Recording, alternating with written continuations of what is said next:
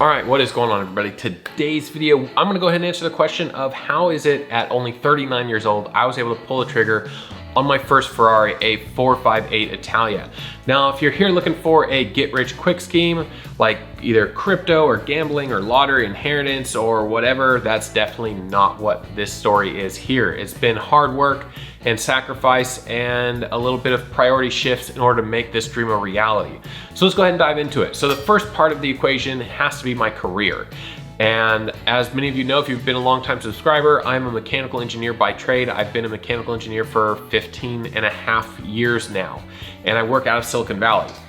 Now, that is definitely part of the equation from the career standpoint, but it's not the whole picture. Now, the average engineer in my salary grade at work has over 30 years of experience. And so it's definitely not just being an engineer that has allowed me to be in the position that I'm at my current company. It's been a lot of hard work, some luck and timing that has allowed me to navigate my career to the point that I'm in a position of where most of my peers have double the experience that I do, at least in terms of years. They may not necessarily have the experience in terms of what type of projects and stuff that I do. I've had a very extensive background from all the different projects I've worked on and have been in some pretty impressive roles, and that has allowed me to accelerate my tenure at my company. And so hugely thankful for the opportunities that I've had and the position that I'm in now. I love the team that I'm on and the program that I support. And so that has definitely been a huge part of it. That definitely puts the salary portion of it into perspective, but that is not the whole picture, because if I had my current salary that I do have, but if I still lived in Silicon Valley, there's no way I'd be able to afford it. And so when about 9 years ago, went ahead and, well, it'll be 9 years next month, my wife and I made the decision to move out of Silicon Valley out to the Sierra foothills. And in doing so, we saved a ton of money on the housing portion of our budget because we bought our house for $264,000 in 2014.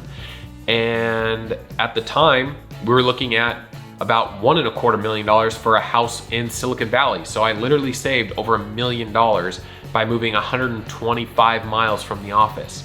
And so when we moved out here, I told my wife part of the thing was, I saved over $1 million on the house. I plan on spending $1 million on cars.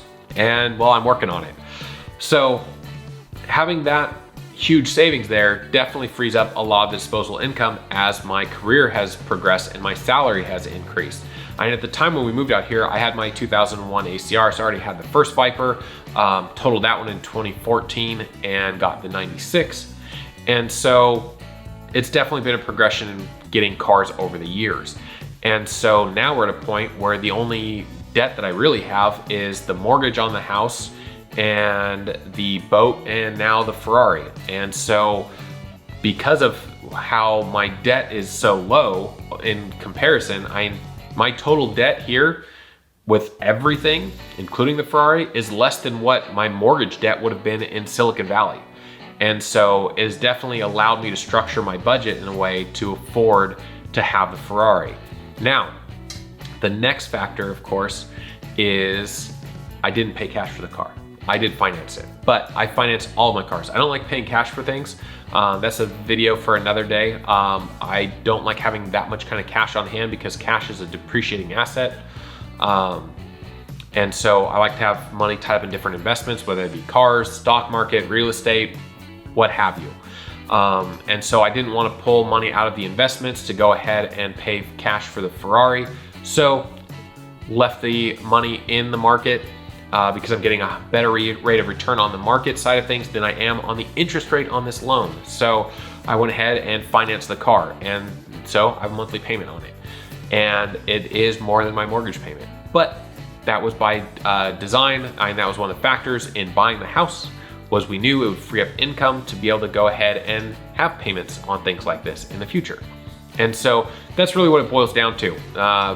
Combination of an amazing career that I've excelled at and have really accelerated my growth in my career in my field, cheap house, and having a very low mortgage payment But also, in order to have that cheap house, the sacrifice of being over 120 miles from the office.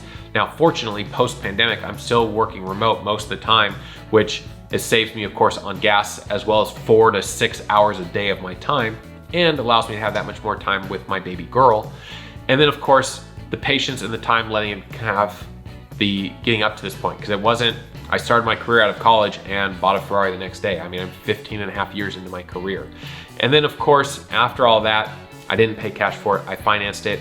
And the other factor in financing it isn't just because it makes me be able to just have the car sooner instead of waiting to build up a huge stockpile of cash.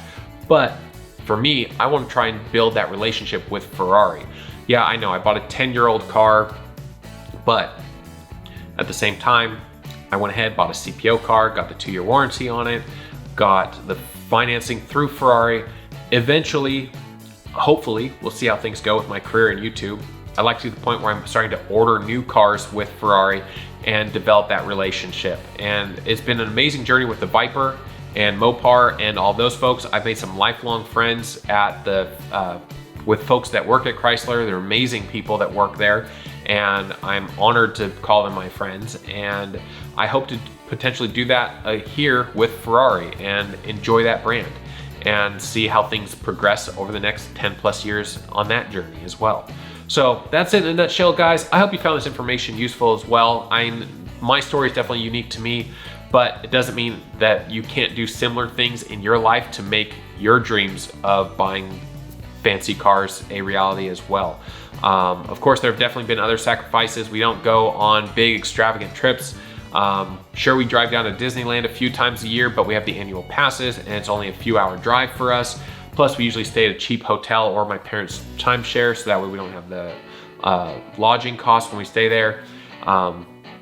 So yeah, not an extravagant lifestyle other than the cars, making the cars the priority, having a great career, cheap housing. All of that has allowed me the ability to be able to afford my first Ferrari at only 39 years old.